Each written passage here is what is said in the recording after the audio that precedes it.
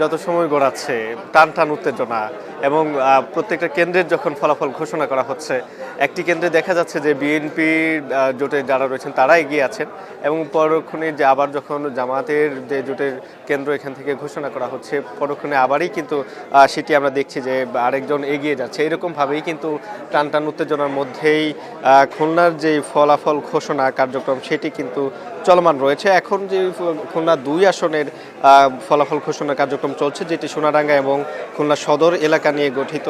এখানে মোট ভোট কেন্দ্র ১৫৮টি। এখানে প্রাপ্ত যে ভোট কেন্দ্র আমরা এখন পর্যন্ত তথ্য পেয়েছি সেটি ৫১টি, যেখানে ধানের শীষের প্রার্থী তিনি আসলে ভোট পেয়েছেন ২৫,৪৯৪টি এবং জাহাঙ্গীর হোসেন হেলাল যিনি দাঁড়িপাল্লা প্রতীকে লড়ছেন ২৪,৭০০টি ভোট কিন্তু তিনি পেয়েছেন। আসলে বোঝাই যাচ্ছে যে কি ধরনের আসলে প্রতিদ্বন্দ্বিতা এখানে হচ্ছে। একই সাথে এখানে গণভোট কিন্তু হায়ের পক্ষে ভোট পড়েছে ৩৬,৫৩৮টি এবং না ভোট ১৪,৮৬৭টি। এখানে হা কিন্তু এগিয়ে আছে। একই সাথে খুলনা ১ আসনে যেটি, সেখানে আমির এজাজ খান ধানের শীষ প্রতীকে যিনি লড়ছেন তিনি ১১,০৬৬টি ভোট পেয়েছেন। তার প্রতিদ্বন্দ্বী যিনি কৃষ্ণনন্দী জামায়াতের প্রার্থী তিনি ভোট পেয়েছেন ৯,৪৬৫টি। এটি কিন্তু আসলে যে মাত্র ১২টি কেন্দ্রের যে ফলাফল সেটি আমরা পেয়েছি খুলনা ১ আসনে। একই সাথে খুলনা ৬ আসন, যেটি পাইকগাছা এবং কয়রা এলাকা নিয়ে গঠিত, যেখানে মোট ভোট কেন্দ্র ১৫৬টি। আমাদের হাতে যে ফলাফলটি এসেছে, আমরা 20টি কেন্দ্রের ফলাফল পেয়েছি।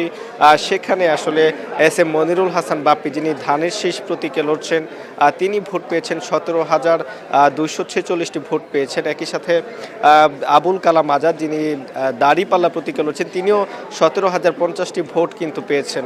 অর্থাৎ হাড্ডাহাড্ডির যে লড়াই, ১৭,০০০ করে উভয় প্রার্থী যে ভোট পেয়েছেন সেটি কিন্তু এই খুলনা ৬ আসনে আমরা দেখছি। এবং গণভোটের যে বিষয়টি, এখানে কিন্তু গণভোট অনেক বেশি পরিমাণে এগিয়ে রয়েছে, অর্থাৎ ১৪,০০০ এবং ২১,০০০ ভোট হায়ের পক্ষে, না কিন্তু এর থেকে অনেক বেশি কম রয়েছে। টানটান উত্তেজনার মধ্যে জেলা প্রশাসন কার্যালয় থেকে যে ফলাফল ঘোষণা কার্যক্রম সেটি চলমান রয়েছে এবং গণভোটে হায়ের পক্ষে যে ফলাফল সেটি এখানে আসলে দ্বিগুণেরও অনেক বেশি পরিমাণে আমরা খেয়াল করতে পেরেছি। তো ফারজানা, খুলনা থেকে এই ছিল আমার কাছে।